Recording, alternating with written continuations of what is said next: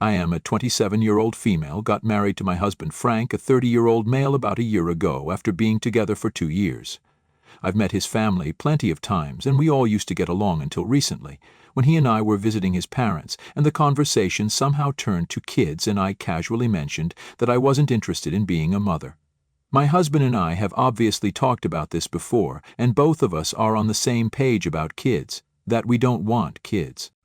My mother-in-law, Sharon, a 52-year-old female, was the one who initiated the conversation at dinner that day, and when my husband and I made it known that we weren't planning on having kids ever, she tried to change our minds, especially mine.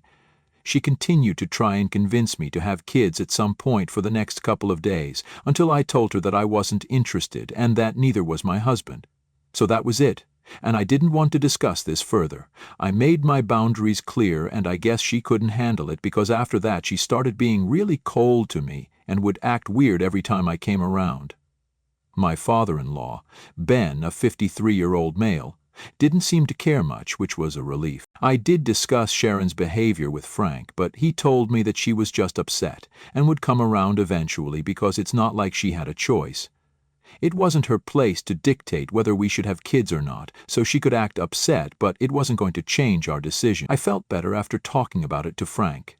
And since we still had to continue visiting his parents because Ben wasn't keeping well, I decided not to make a big deal out of it and tried my best to be polite and cordial with Sharon, even though she didn't extend the same courtesy to me.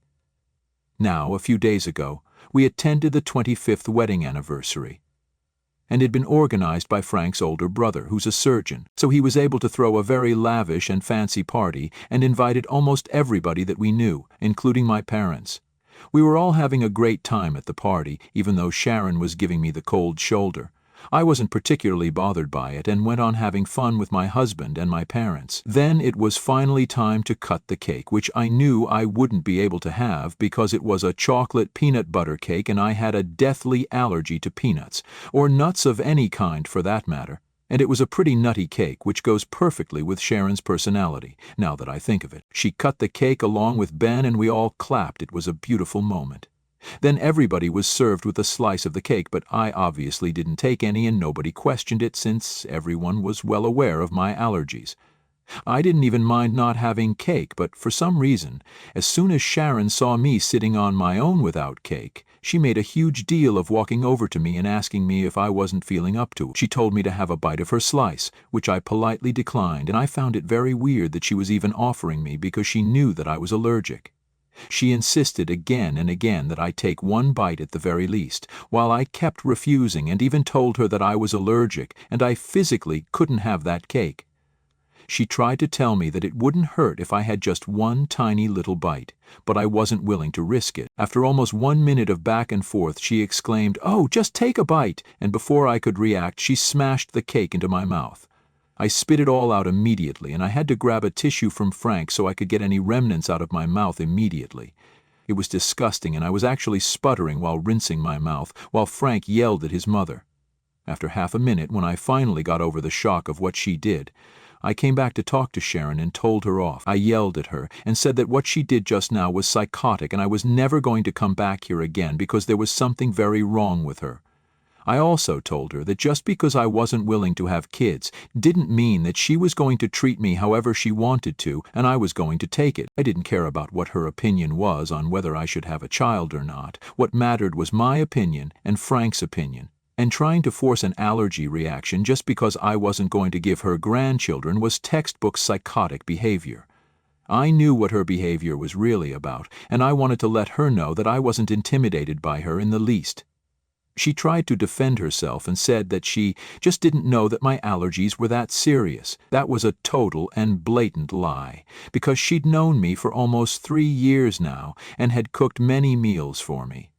She knew that I was allergic to all sorts of nuts, and nobody was buying that excuse that she didn't know. I told her that I didn't believe a word she was saying and called her a crazy liar. Then she lost her temper and said that she didn't believe me either, neither about the allergies nor about the fact that her son wasn't willing to have kids.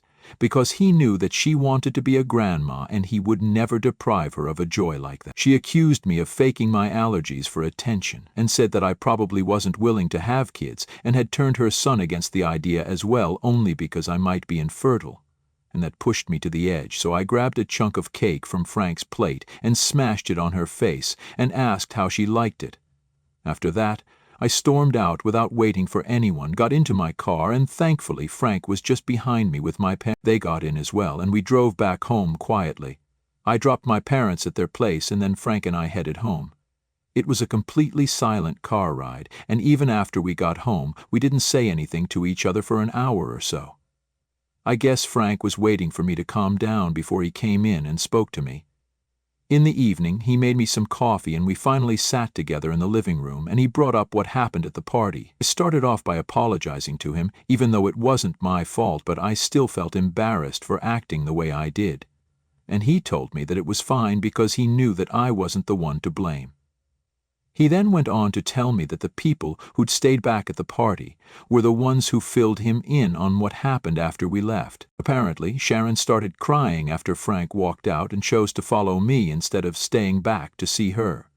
She was playing the victim, and her family was lapping it all up, calling me the most derogatory names in the book and accusing me of trying to take Frank away from her. The only one who called her out on her bullcrap was Ben, surprisingly, since he usually tended to stay away from family drama, especially when it involved his wife. But this time he stood up for us and told Sharon that she had nobody else to blame but herself for Frank walking out on her, because she'd always been a control freak and couldn't stand it whenever somebody tried to do anything that didn't align with her plans. They got into a bad fight, and everybody just waited around awkwardly while they argued with each other. Sharon accused him of choosing me over her and said that he was being unreasonable, but Ben stuck to his guns and didn't back down. They just went on arguing until Frank's older brother finally broke them up, and everybody went home after that because the day was pretty much ruined.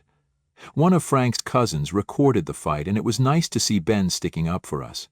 She and a couple of other relatives are the only ones on our side right now. Frank's brother thinks that I should apologize because he believes that I overreacted, and that I shouldn't have brought up my personal grudges against Sharon on the day of their anniversary and made it all about myself. And not just him, but Sharon's family also feels the same way, and is saying that I owe them an apology, because the fight wasn't even about us having kids or anything else in the first place. I made it about that.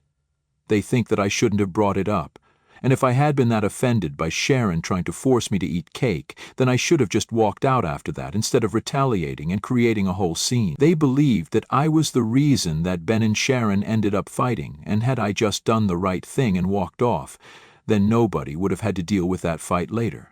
Frank told his brother off and said that I wasn't going to apologize because none of this was my fault, but all of them are pretty convinced that I'm the culprit and I ruined Sharon's anniversary party on purpose and caused Ben and Sharon to fight on their anniversary. From what they told me, the two of them aren't even talking right now since Sharon packed a few of her things and went to live with a friend of hers after their big fight. Ben hasn't even tried to call her back. So, AITA for fighting with my mother-in-law on the day of her anniversary for trying to force-feed me cake. Update 1. Hey. Thank you for all the comments. Frank and I are really grateful for all the support and the overwhelming number of people who commented to tell us that we are indeed not the ones at fault here. I did feel a tiny bit responsible when I learned that Ben and Sharon weren't even on talking terms after they fought. But after reading the comments, I realized that this wasn't my fault. It was Sharon's fault. She ruined her own party by making it all about me. To be precise, she didn't even make it about me. She made it about her issues with me, which is even worse because that day was supposed to be a celebration of her marriage to her husband. She chose to try and force-feed me a cake that she knew very well I was allergic to, just for the heck of it. And then when the situation got worse, she started crying and playing the victim, as if she wasn't the one trying to trigger an allergic reaction only because I'd told her that I wasn't going to give her grandkids. And it isn't even as if I owe her grandkids. Nobody does. She ruined her own party, period. I don't owe her anything, not an apology, and definitely not grandchildren. It's been a few days, and Frank's brother and a couple of other relatives of his have been texting him almost every day to give him unnecessary updates on how Sharon is doing, which is almost always a reminder that she's miserable and a way to tell us that we're the reason behind her misery. He hasn't replied to any of them and is just ignoring it all. But he hasn't blocked them either, because he thinks that Sharon might snap and go crazy, and he'd want updates for when that happens, in case it's a little too intense for them to handle, if y'all know what I mean. Meanwhile, Ben's been doing just fine. We went over to his place the other day to see how he's been, and he appears to be completely unbothered by Sharon leaving.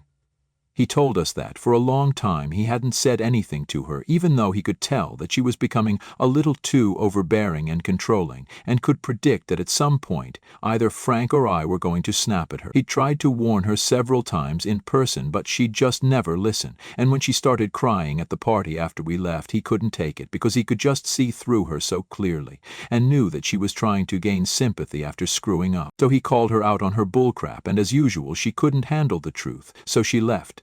He told us that he knows she expects him to reach out to her first and apologize for the way he behaved, but he's not going to do that anymore.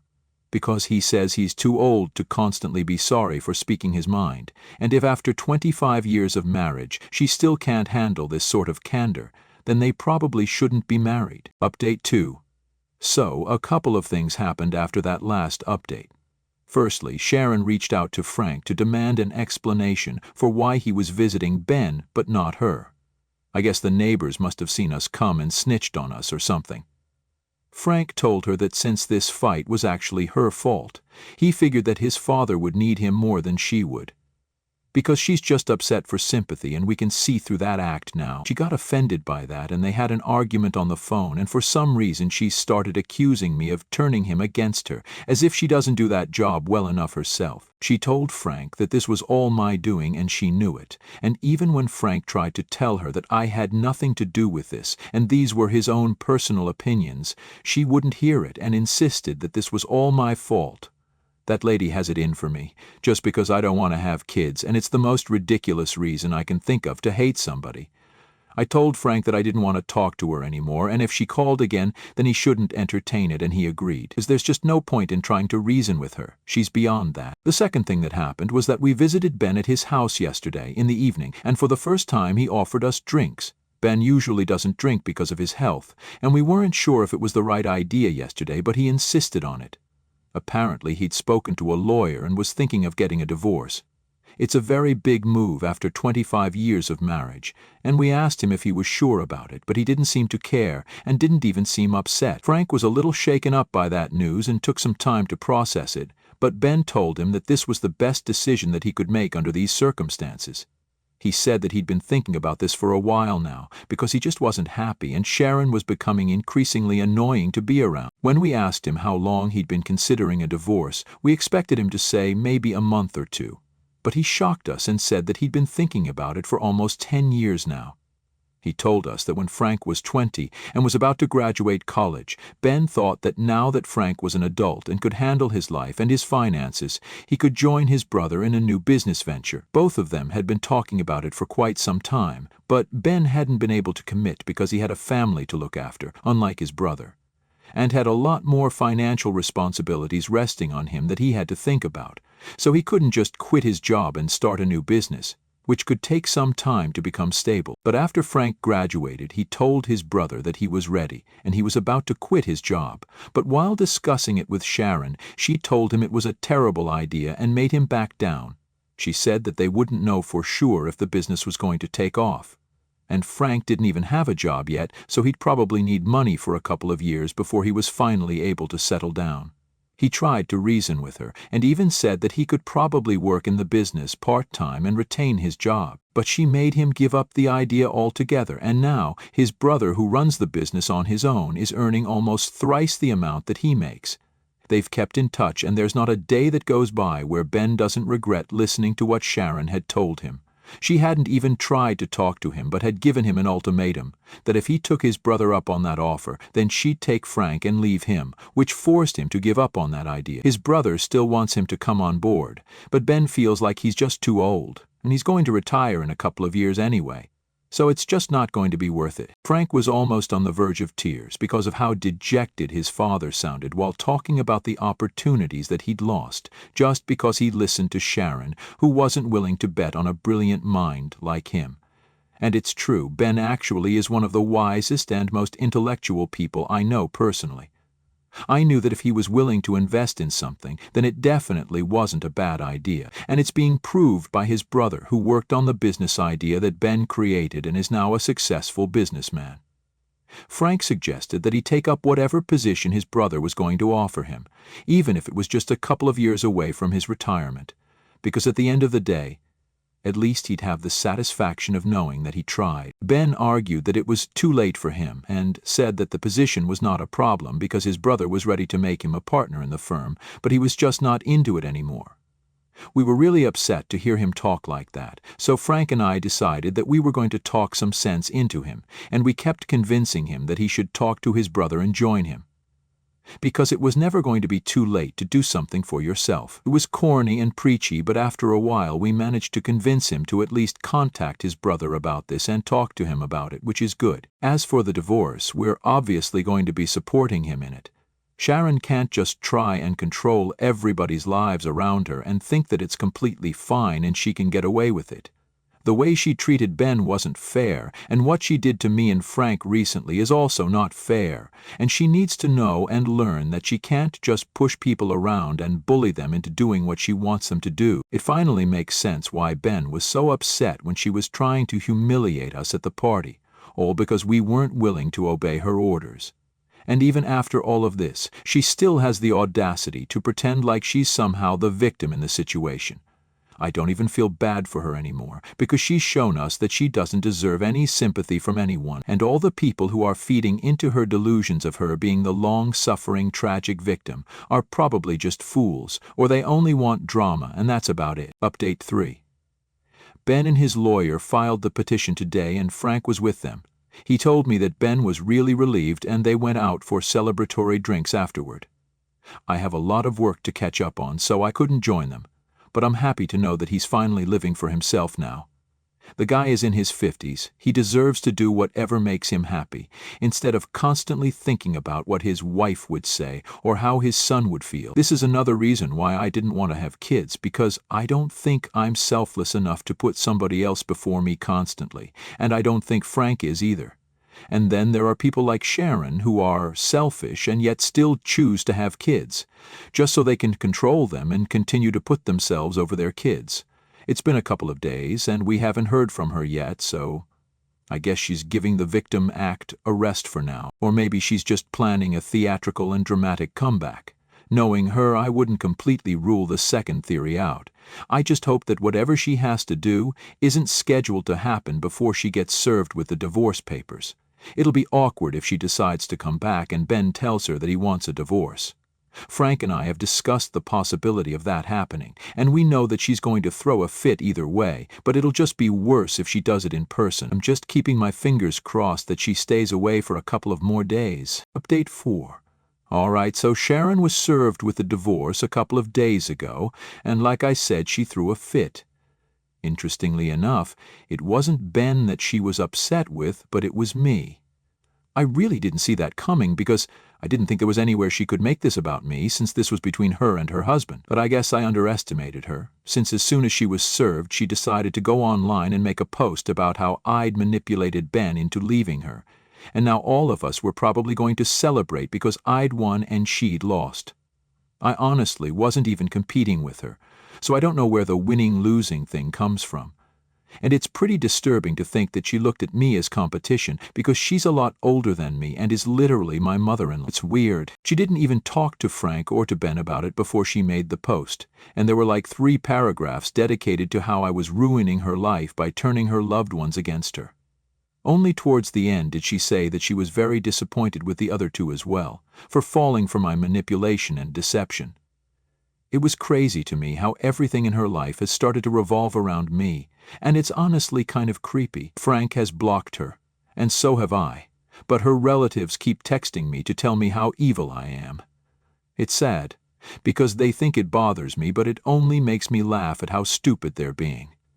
Even if I actually was a master manipulator, I couldn't manipulate someone into leaving their wife unless they actually wanted to deep down. And I guess people as stupid as them are forgetting that because to them it's only important that they blame me and paint me as the villain. Ben has apologized for it, even though he has no reason to apologize to me because none of this is his fault, it's his soon-to-be ex-wife's. But I appreciate the fact that he's trying to be nice, since not a lot of people are built that way, especially in Frank's family. But either way, they're going to get a divorce, and blaming me is not going to change the fact, so the sooner she accepts it, the better it is for her.